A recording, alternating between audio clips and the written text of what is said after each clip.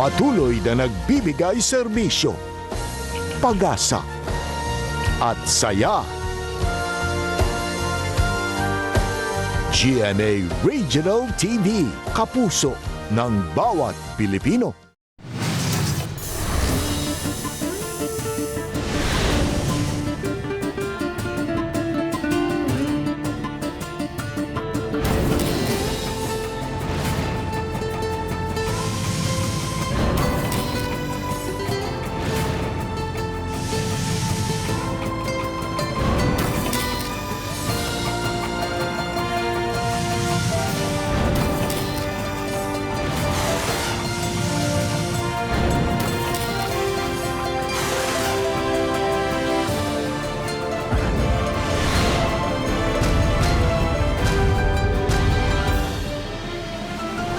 Ang GMA Regional TV, Balitang Bisdak.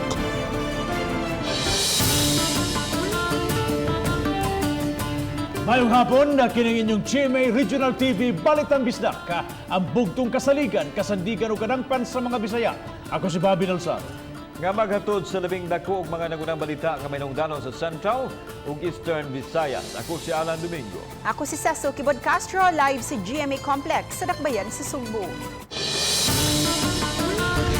Sa pagpaubos na sa GCQ sa Lapu-Lapu City, mga tao ni Dagsa, santa mga multi-cab drivers, mukuha una og special permit sa LTFRB aron makabalik pagbiyahe. Patient number 3 nga taga Dumlog, Talisay City, ang labing una nga COVID-19 recovery sa Dakbayan sa Talisay. Sa kadaghan og kahi og sa Alaska Mambaling nga naka-lockdown, tangkidigira na ang gipada. Pagpa-rapid test, dili na requirement sa mga trabahante nga mobalik sa trabaho sa Mandaue City. Mga lagda kay syudad ubos sa ACQ magpabilin. 21 ka pulis o 3 ka non-uniform personnel sa Cebu City Police Office positibo sa COVID-19. 18th birthday, panahon sa quarantine, gipahigayon nga memorable gihapon.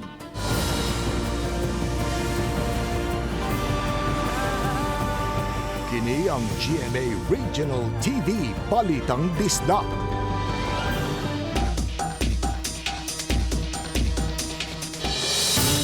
Sa pagpaubo sa Dakbayan sa Lapu-Lapu sa General Community Quarantine, midag sa usab ang daghang mga tao sa Lapu-Lapu City Hall. Gumikan sila pamasin nga makadawat pa sa Social Amelioration Program kon SAP. Apan giklaro sa taga City Hall nga wa na sila'y madawat pang nasap. Ug alang sa dugang detalye atong tan-awon kining report ni Luan May Rondina. Sayo pa lang sa buntag, ingon niini nakadaghan ang mga tao sa lobby sa Lapu-Lapu City Hall tungod sa kadaghang namasin nga makakuha og Social Amelioration Subsidy. Kinibisan pa man kung sa miaging semana pa natapos ang pagpangapod-apod niini. Usaw ka solo parents nga mabdos. Nakaroon mga problema ni ma'am, naka-fill up niya ng form, pero wa mi natagaan, bisa priority tay tagaan nila, ang uban nagdoble-doble no nagahatag noon. Sa kadaghang mga tao, ang crisis management team na ang miresponde. Disiplina lang. Dili man natin buhaton, disiplina. Lagyo lang ta.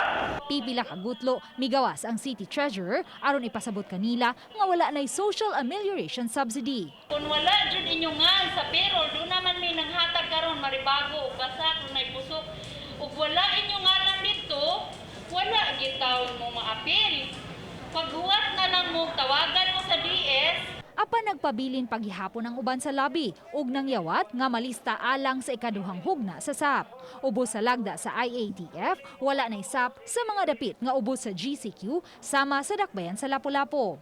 Nabantayan usab ang pagdagsa sa daghang mga sakyanan sa kadalanan kay gitugutan naman ang pagbukas sa mga patigayon kung ubos na sa GCQ.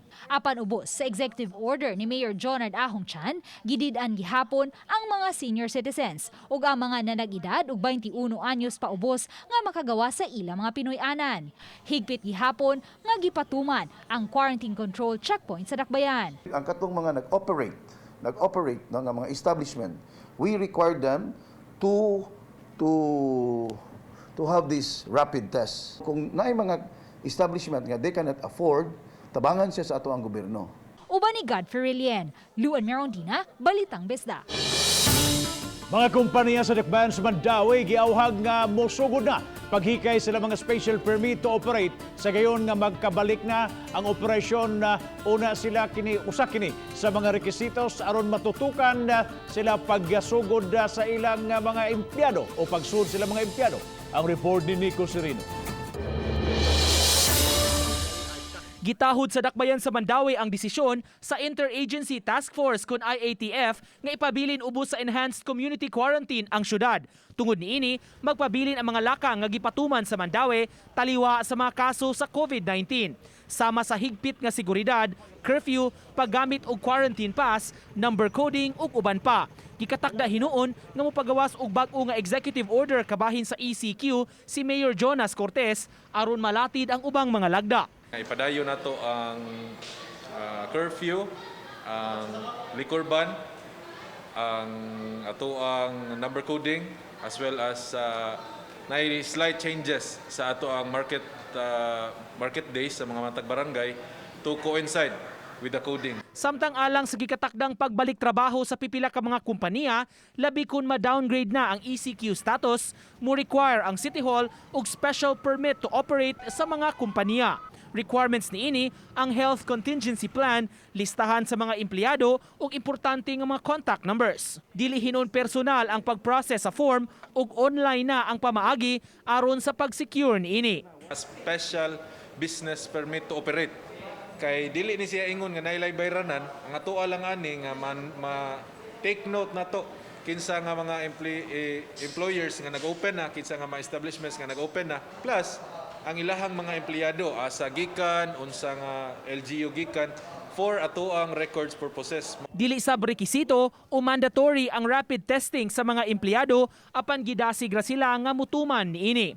Uban ni June Solon, Nico Sereno, Balitang Bisdak.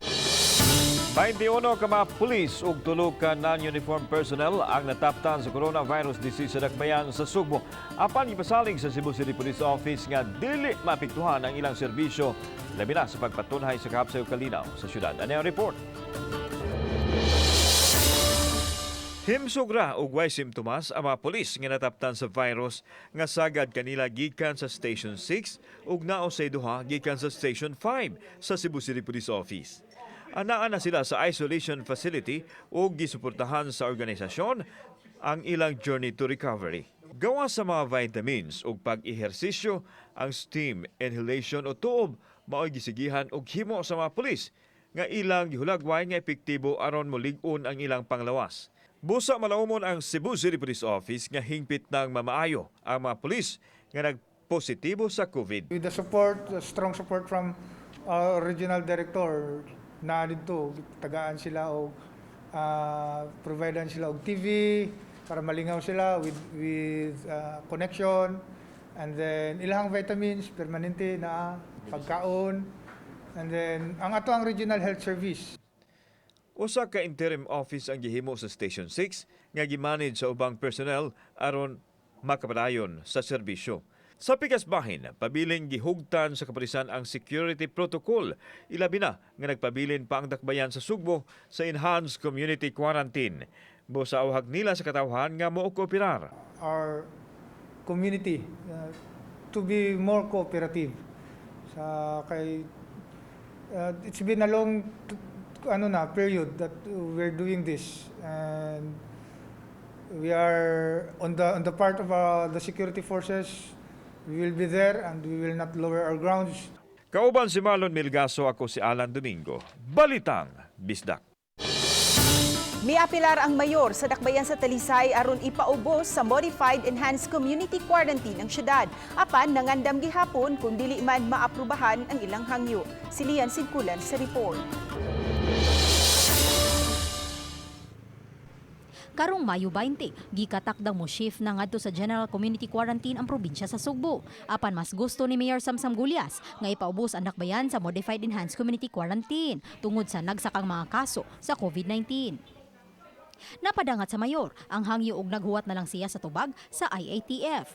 Napunting usab ang kabalaka sa mayor sa barangay Tangke nga sikit-sikit kaayo ang mga panimay. As far as the EU of Gwen is concerned, MECQ na midris talisay. But we have to wait kung unsa giingon sa IATF.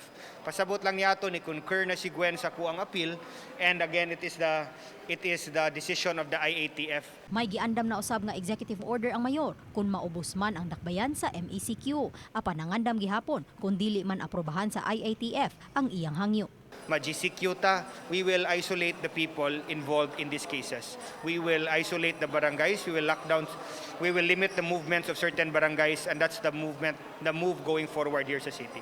Sa pagkakaron, nangita na og dapit sa dakbayan nga haom nga magsilbing kasamtangang South Bus Terminal.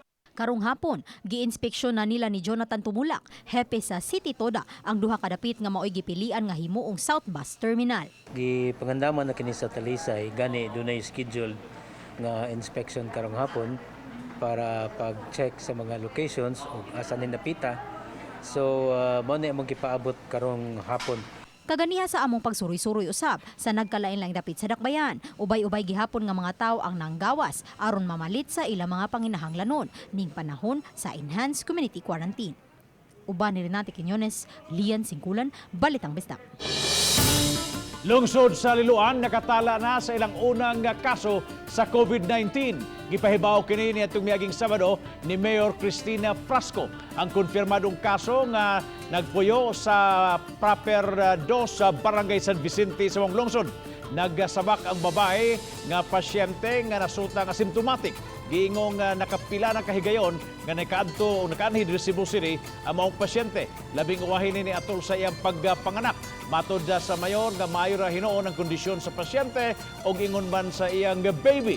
Gumikan sa kaso, gi-isolate na sa lungsod ang compound na sa panimay sa pasyente nga may unom ka mga nagpuyo. Giawhag sa mayor ang mga tao nga padayong magmatngon o dili magpanik o mupakita cooperation ngadto sa mga otoridad. Kinilabi na nga padung na saba ang transition sa maong lungsod gikan sa General Community Quarantine sugod karong Mayo 20.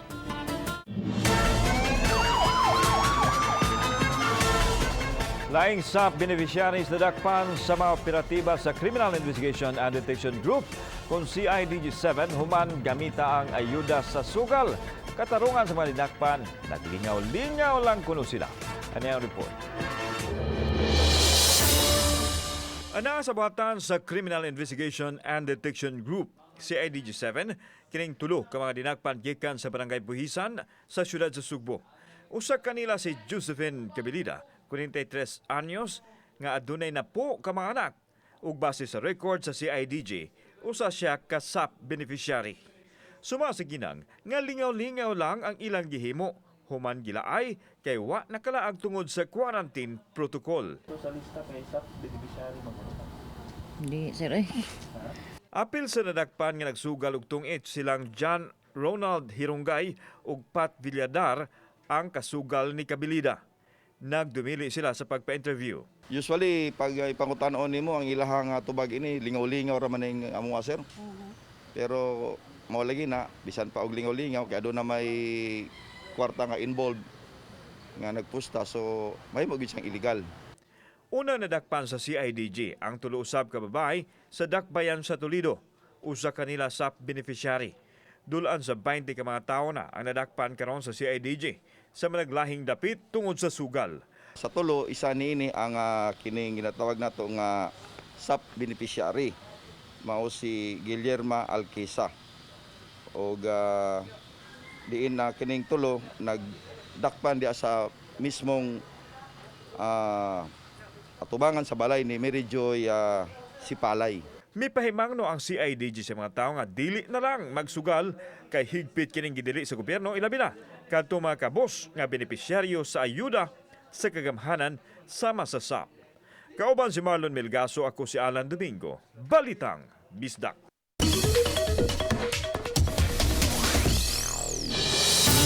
Department of Health sa Central Visayas may pahimangno sa publiko nga dili usab kalimtan ang kampanya batok sa dengue bisan sa pagpunting karon sa atensyon batok COVID-19. Sa talaan sa DOH-7 sukad Enero 1 hangtod Mayo 9, aduna nay 8,487 ka mga kaso sa dengue sa rehiyon. Mas taas kini og 7.8%, itandi sa 7,891 ka mga kaso sa miaging tuig. Aduna nay 31 nga natalang namatay sa dengue ning tuiga. Nag-una gihapon ang dakbayan sa Sugbo nga moabot sa 1,142 ka mga kaso nga may unom ang namatay. Nagsunod ang Lapu-Lapu City nga adunay 689 ka mga dengue cases. Nalakip sa top 5 ang Mandawi City, lungsod sa Talibon, Bohol ug Carcar City sa lalawigan sa Sugbo. Subay niini may pahimangno ang DOH-7 nga padayunon ang 4S kontra dengue: search and destroy, secure self-protection, seek early consultation ug support fogging and spraying.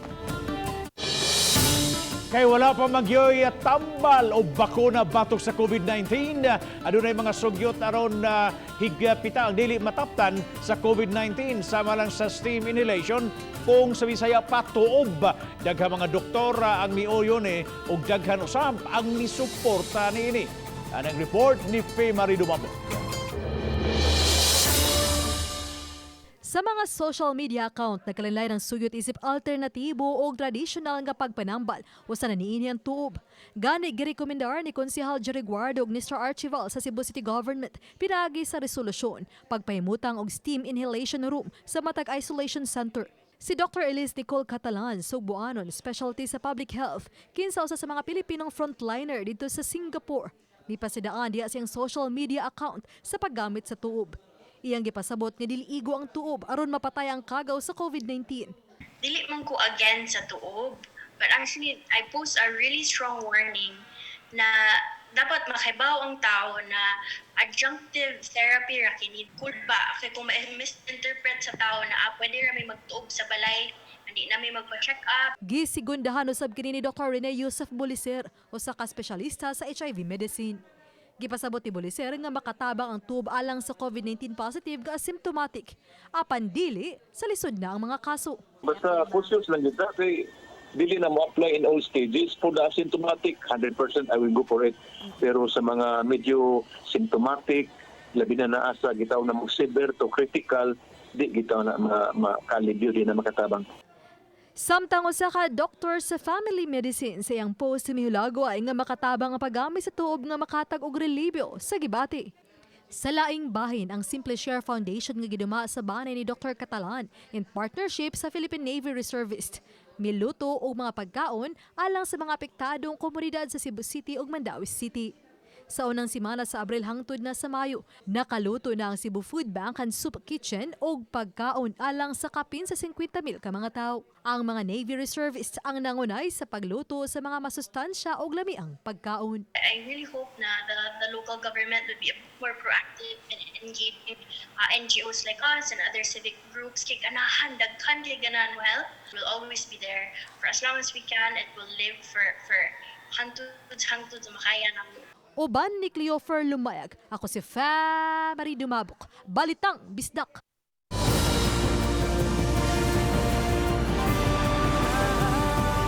Kini ang GMA Regional TV Balitang Bisdak.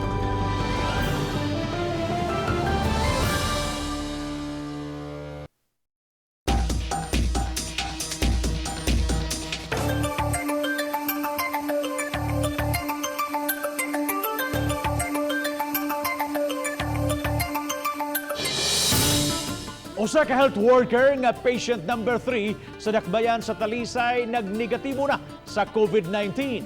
Adunay live update si Lian Singkulan. Lian.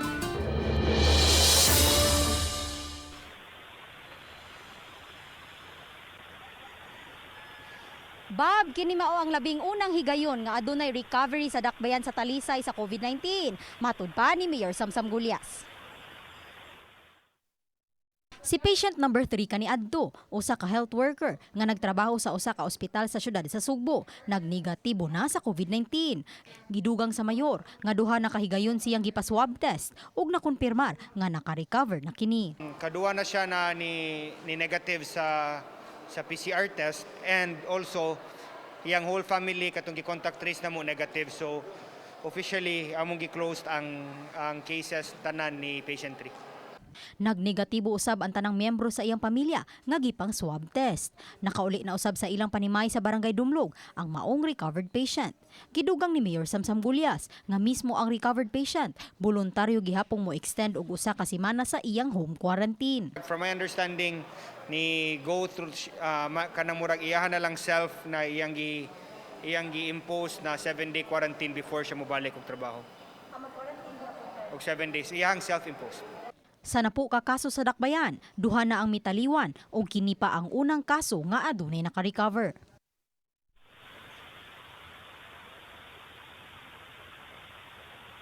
Samtang Bob, gipaabot pa usab ang mga resulta sa gipang contact trace sukad pa ni adtong Mayo 8. Bob? Thank you so much sa Lian Singkulan sa imong live report. Mas gipahugtan sa kapulisan ang pagbantay sa Sitio Alaska, Barangay Mambaling, dinhi sa siyudad sa Sugbo. Nga gipaubos sa lockdown. 80 ka mga pulis ang nagbantay sa dapit ug may tangke de gera sa kasunaluhan nga gigamit sa rekorida sa pagpahimangno sa mga tao. Gihulagway sa kapulisan ang Sitio Alaska nga lisod pasundon ang uban nga mga tao busa gikinahanglan nga ipakita nila ang seryosong security measures. Samtang gireklamo sa mga mulupyo sa Mambaling nga kuwang kaayo ang nadawat nilang ayuda hinungdan nga miserable ang ilang kahimtang. Ang mga tao diya sa Mambaling, although gahi gud kay nagulo na mo sila, but when government is there, when police force are there, mutuo raman pod.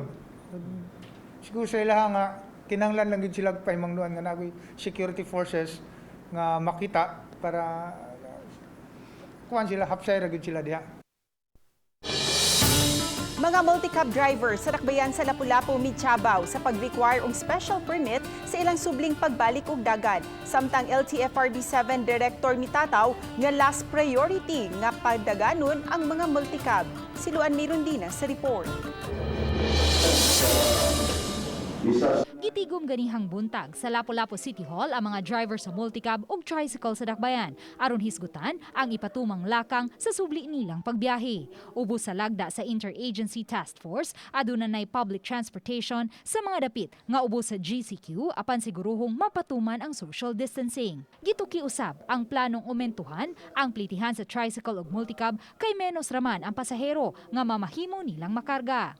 Sa inisyal nga plano, 15 ngadto sa 20 pesos ang plitihan sa mga tricycle sa dugol nga distansya, samtang 25 pesos ngadto sa 30 pesos ang plitihan sa mga lagyo nga barangay.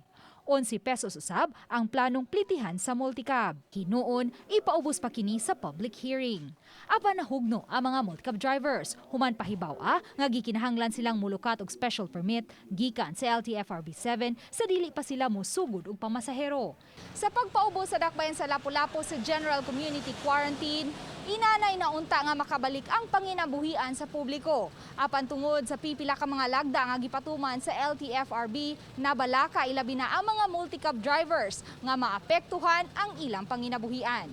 Sa ako man wa may ayuda na ngabot nga sa LTFRB.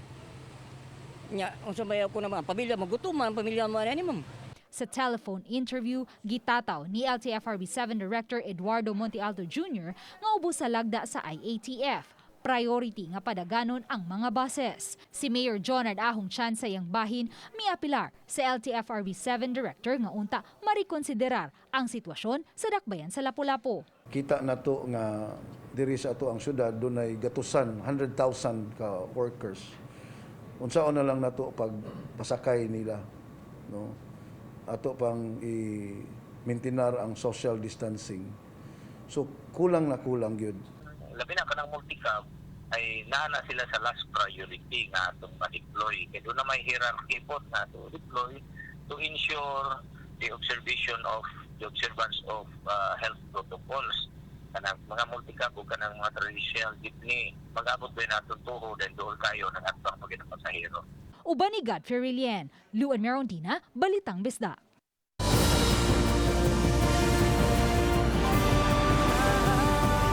Kini ang GMA Regional TV Balitang Bisdak.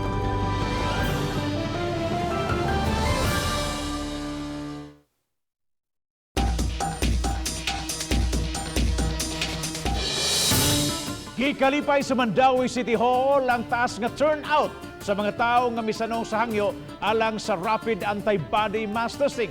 Giklaro hinoon sa syudad nga di rekisito ang rapid testing sa mga kompanya nga mubalik na silang trabaho. Ang report ni Nico Serino.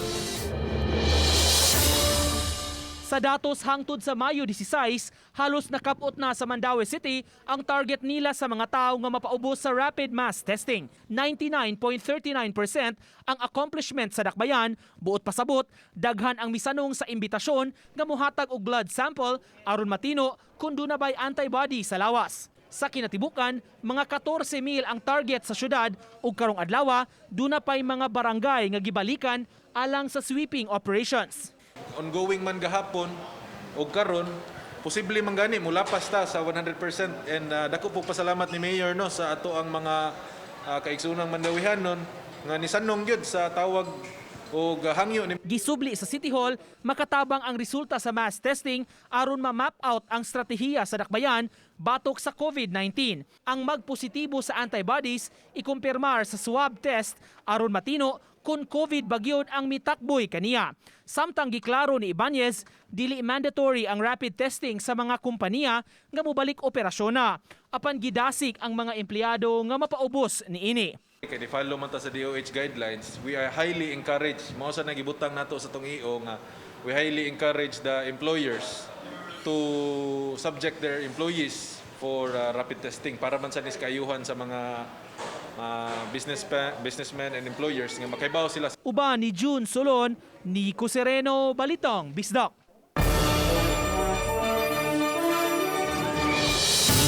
Sana sinating COVID-19 na pandemic, may mga tao gihapon nga padayang naglihok aron maserbisyohan ang isig katao.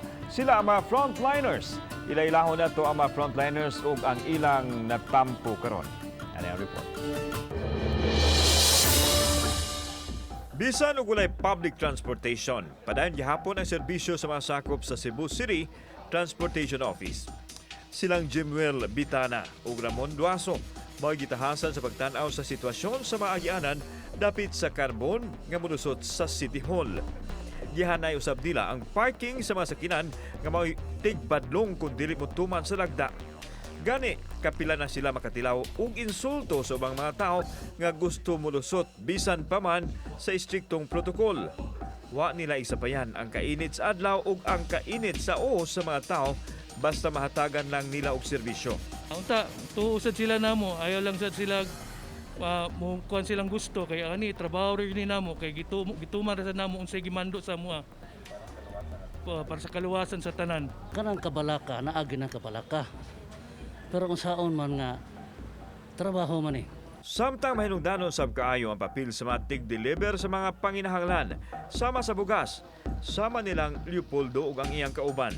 Usa sa suki nila sa sinakong bugas, ang Cebu City Hall nga maoy yapod-apod usab sa mga taong apektado sa COVID. Baka mahadlok kamo, mahadlok nga simba ko lang, basig mataptan mo og bayro.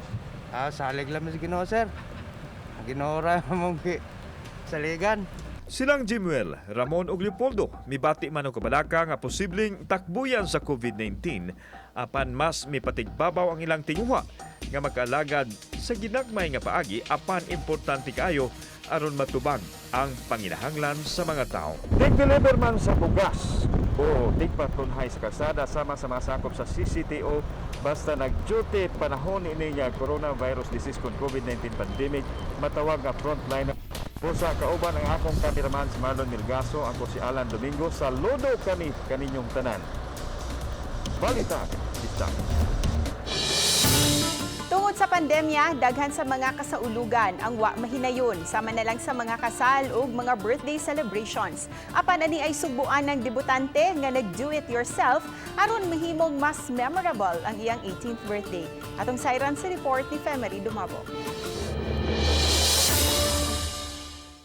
Sagad sa pangandoy sa matag babae nga atol sa iyang ika-18 anyos sa ulogo ng Libo nga bongga og lahi sa naandang birthday celebrations. Tungod sa pandemya, tanang mga tapok-tapok gidili na o giawhag nga magstay at home. Apan lahi si Zenny Irene de la Serna, kay gihimo niya nga mas memorable ang iyang debut taliwa sa COVID-19. Inay nga sa Ancestral House ug Museum sa Negros mag-pre-debut pictorial, nag-do-it-yourself sulob ang gidesign niya nga gown. Siya raw sabang nag-makeup sa iyang kaugalingon ug mihangyo sa ig-agaw nga mo video ug mulagway kaniya. Tema sa iyang pre-debut pictorial ang gihimo samtang naka-stay at home. Sama na lang sa pag-disinfect sa sud ug gawas sa balay, nang hugas, nagluto ug nagdula sa gikalingawan nga online games. Siya raw sabang nag-edit sa video. Gipost niya kini sa iyang social media account niya itong Biyernes. Everything was planned out na like right after sa classic.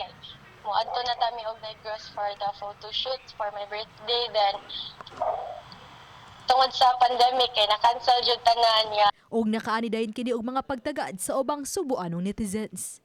Atol siyang birthday netong Sabado, pamilya lang gyud iyang kauban og video call og online greeting sagad niyang nadawat. Apan wa kini igsapayan ni Zenny, kay alang niya nga mas importante kauban niya mga gidikanan ug andam siya sa bisan unsa pay atubangon sa kinabuhi. Anak, happy birthday. Stay kung unsa ka. Salamat ko nga nisunod ka sa government nga stay at home. Stay humble. Ayaw mo ka feel sad kay bisag may tabo ni kay mo persona ang gyapon kay birthday, but we can spend it as simple as possible na lang, especially karon nga pandemic. Uban ni Cleofer Lumayag, ako si Marie Dumabok, Balitang Bisdak. Salamat sa mga kapuso nato apil lang na sa gawas sa nasod nga nagisayon sa mga dagko ug mga nagunang balita sa rehiyon. Ako si Alan Domingo. Ugi ka namong tanan dinhi sa Central ug Eastern Visayas. Ako si Cecil Kibod Castro. Ang inyong balita nga among balita tungod kay matag lokal nga balita may hinungdanon kini ang inyong GMA Regional TV Balitang Bisdak, buong puso para sa Pilipino. Ako si Bambi Nalsaro. Maayong hapon mga kapuso.